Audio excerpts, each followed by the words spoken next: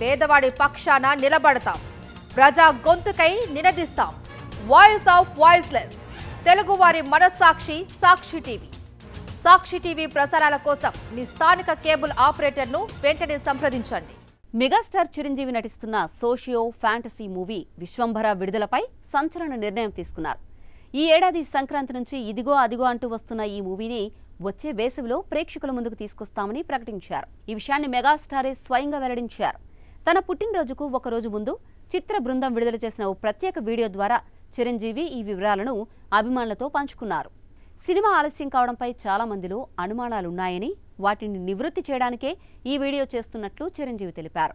ఈ cinema second half మొత్తం VFX graphics పైనే ఆధారపడి ఉందని, అత్యున్నత నాణ్యతతో కూడిన అవుట్పుట్ అందించాలనే ఉద్దేశంతోనే చిత్ర బృందం అహర్నిశలు శ్రమిస్తోందని చెప్పారు.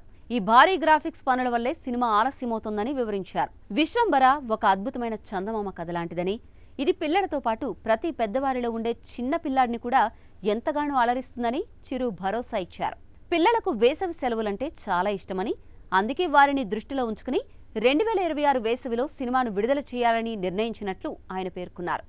బింబిసారతో విమర్శకుల ప్రశంసలు అందుకున్న దర్శకుడు వశిష్ఠ ఈ సినిమాను తన కలల ప్రాజెక్టుగా అత్యంత ప్రతిష్టాత్మకంగా తెరకెక్కిస్తున్నారు. చిరంజీవి సరసన త్రిష హీరోయిన్గా నటిస్తుండగా ఆషికా రంగనాథ్, కునాల్ కపూర్ కీలక పాత్రలు పోషిస్తున్నారు.